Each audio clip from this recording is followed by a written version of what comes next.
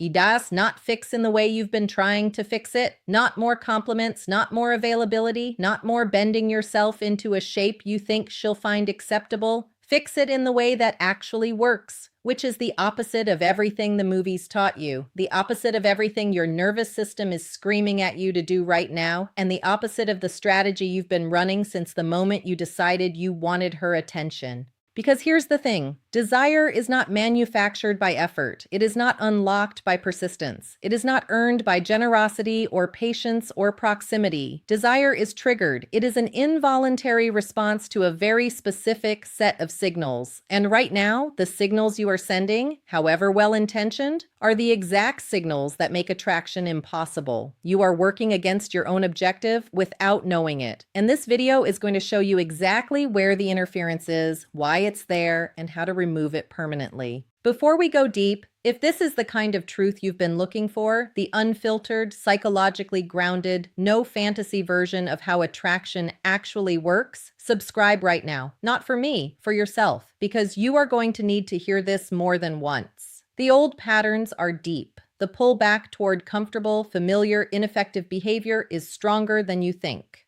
Come back here when you feel yourself slipping into approval-seeking mode. This channel will hold the standard with you.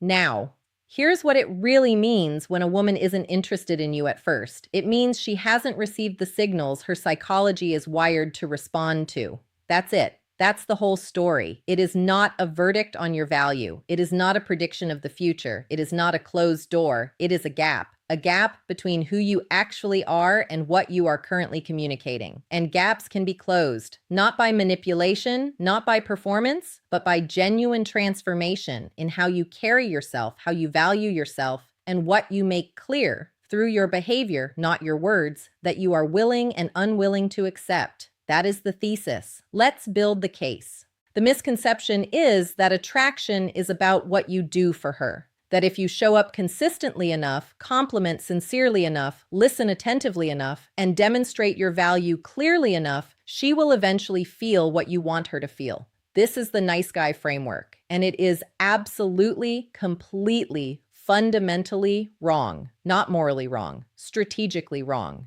Because it operates from a premise that female attraction is rational, that it responds to evidence and logic, that if you build a strong enough argument for why she should want you, she will agree with the argument and desire will follow. Desire doesn't work that way. Not for women, not for men, not for anyone. The hard truth is this: attraction is not a decision, it is a response. And the specific response we are talking about, the kind of deep, instinctive pull that makes someone think about you when they're trying not to, that makes them lean in when you speak, that makes them seek your attention rather than manage yours, that response is not triggered by niceness, availability, or effort. It is triggered by one thing: polarity. The energetic behavioral evidence that you are a man with a direction, a center, and a standard. A man who is not available to just anyone, not shaped by anyone's approval, and not emotionally dependent on her response to feel okay about himself. That is what female psychology responds to at the deepest level. Not cruelty, not indifference, not games, groundedness, certainty, the quiet, unshakable sense that you know who you are and where you're going, and that her presence in your life would be a genuine addition, not a rescue.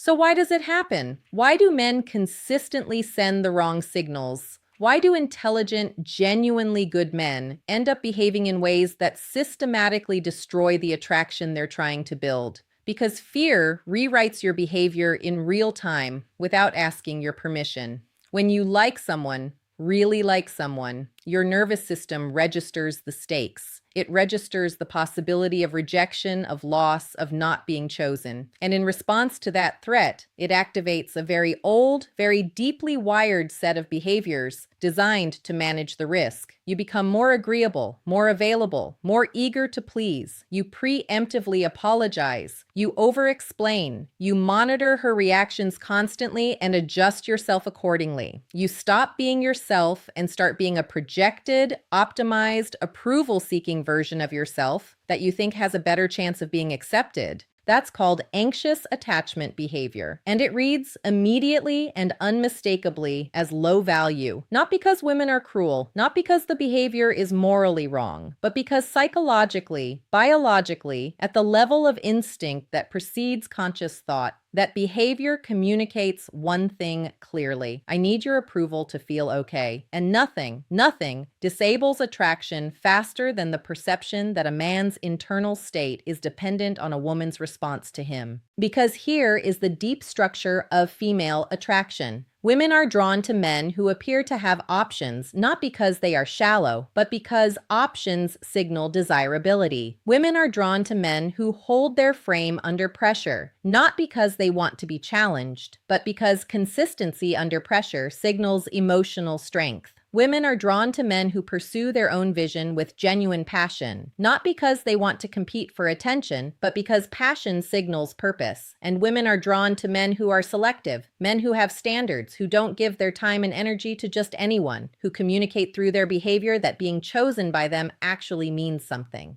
When you chase, you eliminate the signal. When you overgive, you eliminate the mystery. When you make her the center of your universe before she has earned that position, you communicate that there is no universe without her. And that is not romantic. That is burden. That is the weight of a man who has nothing else, and no woman wants to carry that weight, no matter how much she likes you in other ways. Now let's talk about what it costs. Because most men understand some version of this intellectually and still can't apply it. And the reason they can't apply it is that they haven't fully reckoned with the price of staying in the old pattern. When you operate from a place of neediness, even well-disguised neediness, even polite, considerate, gentle neediness, you lose yourself. You lose the authentic texture of who you are because you are constantly editing yourself in real time to maximize her approval. You stop saying what you actually think because you don't want to risk disagreement. You stop doing the things that make you genuinely interesting because those things take time and energy away from managing her perception of you. You make yourself smaller, flatter, safer, and then you wonder why she doesn't seem excited by you?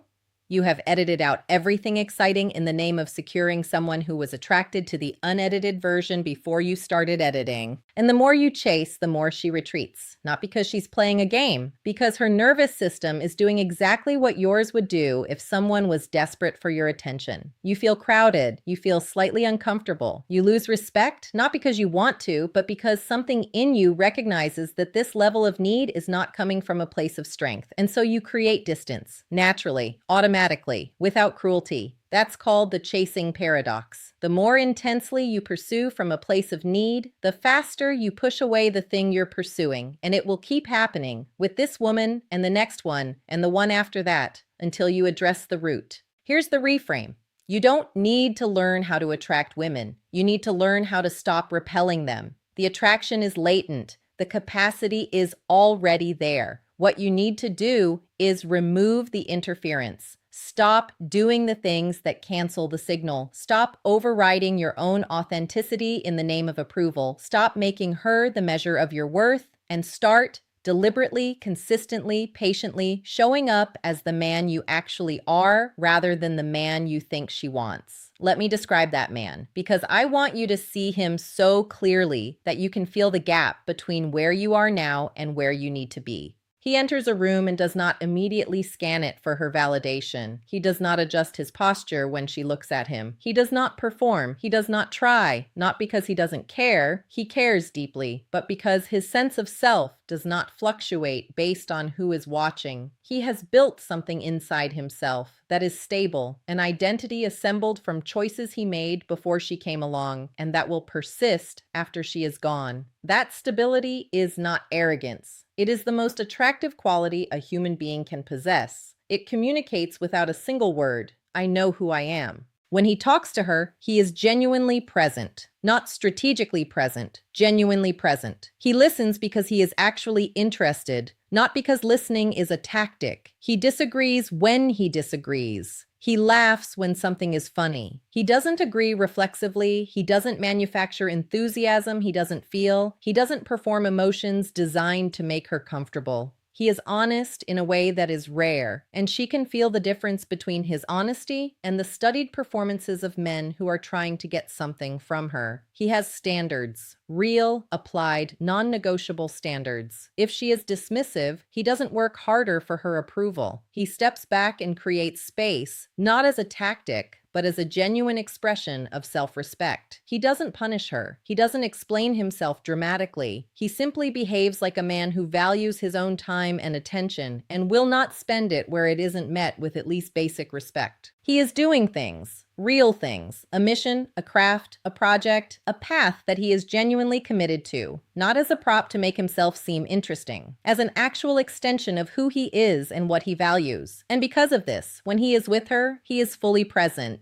And when he is not with her, he is fully absent. He doesn't orbit. He doesn't check her social media every 40 minutes. He doesn't engineer opportunities to cross her path. He lives his life with real intensity, and the occasional intersection of that life with hers is what makes those intersections feel charged, meaningful, worth wanting. He is comfortable with tension. When the conversation gets slightly uncomfortable, when she tests him, because women will test, they always test, he doesn't flinch, deflect, or over-explain. He holds the thread. He stays calm. He responds with warmth and clarity and without anxiety. And in that moment, in that very specific moment when another man would have crumbled and tried to smooth things over, he stands. And she notices, even if she doesn't say it, even if she would never admit it, she notices. That man is not a fantasy. He is not a character from a film or a dating coach archetype. He is the version of you that emerges when you stop spending your energy managing her perception and start spending it building your own life. He is already inside you, beneath the anxiety and the approval seeking and the performance. The work is excavation, not construction.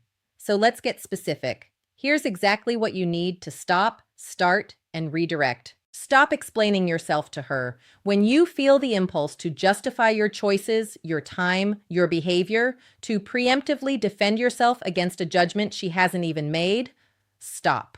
You don't owe explanations to people who haven't earned the right to them. That impulse is anxiety masquerading as transparency. It communicates insecurity, not depth. Stop initiating every interaction. If you are always the one reaching out, always the one suggesting plans, always the one filling the silence, stop. Not as a power play, as an honest audit of reciprocity. If she is not initiating, she is showing you the level of investment she currently has. You need to see that clearly rather than papering over it with your own effort.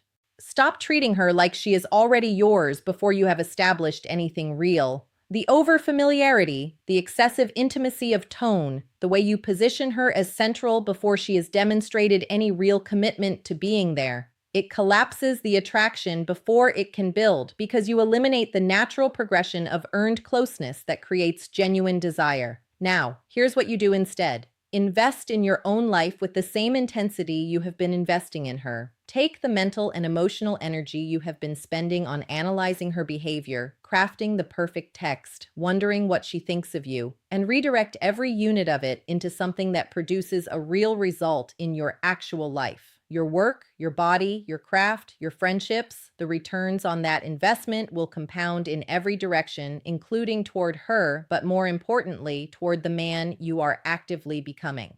Develop an opinion and hold it. When she says something you disagree with, disagree. Respectfully, clearly, without anger. When you have a preference, state it. When she asks where you want to go, choose a place rather than reflexively deferring. This is not about being stubborn or domineering. It is about being a man who has a center of gravity. And a man with a center of gravity is a man you can lean against without worrying that he'll fall over. Create space deliberately. Do not be available every time she reaches out, not to punish her, not to manufacture scarcity artificially, but because you actually have things you are doing, things more important than managing the optics of your availability. When your absence is genuine, it carries weight. When it is tactical, she can feel the difference. Be genuinely unavailable because you are genuinely occupied. That is not strategy. That is a life worth living. Let the conversation have risk in it.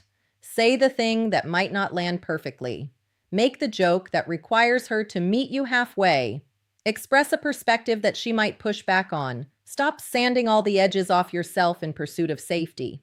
Attraction requires friction, not conflict, not aggression, but the natural friction of two distinct people occupying different perspectives. If you agree with everything, you become invisible. You become the conversational equivalent of background noise. Say what you actually think and let her respond to the real you. Flirt with intent, not clumsily, not desperately, with eye contact that holds a beat longer than necessary, with playful challenge rather than compliment as currency, with the easy confidence of a man who finds her interesting but is not undone by her. Flirtation is not about what you say, it is about the energy underneath what you say, and that energy can only come from a man who is genuinely secure, not performing security, genuinely experiencing it in his own worth. And here is the deepest truth of all, the one that ties every other piece of this together. You cannot make a woman desire you. What you can do, what is fully within your power starting today, requiring nothing from her,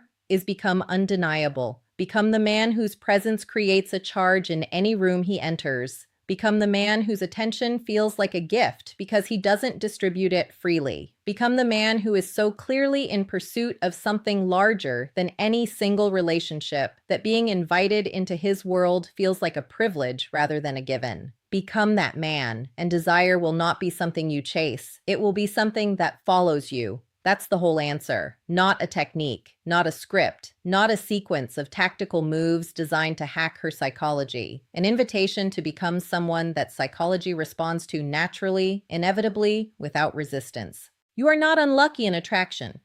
You are not deficient in some permanent way. You have not been given the wrong face or the wrong bank account or the wrong height. You have been operating from the wrong internal state. A state of seeking rather than being, of performing rather than expressing, of managing rather than leading. And internal states are not fixed. They are built, they are chosen, they are reconstructed deliberately and patiently every single day that you decide to show up for yourself before you show up for her approval. You are the answer. Not a better line, not a better strategy, not a different approach to the same broken framework. You.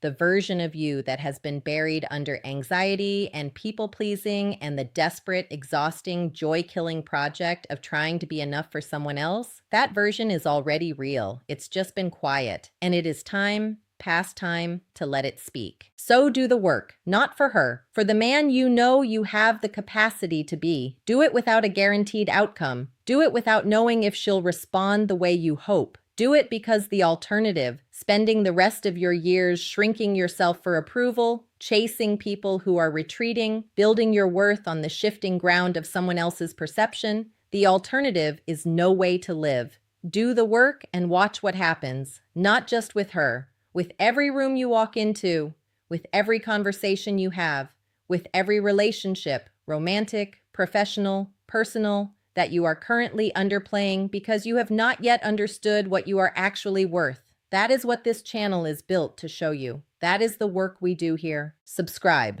Not because the algorithm needs the number, but because you need the reminders. You need a place that will tell you the truth on the days when the comfortable lie is louder. You need a community of men who are doing the same work, who understand what it costs to do it honestly, and who are showing up anyway. This is that community. Come back. Bring the question you've been afraid to ask. We will answer it straight. The work starts now.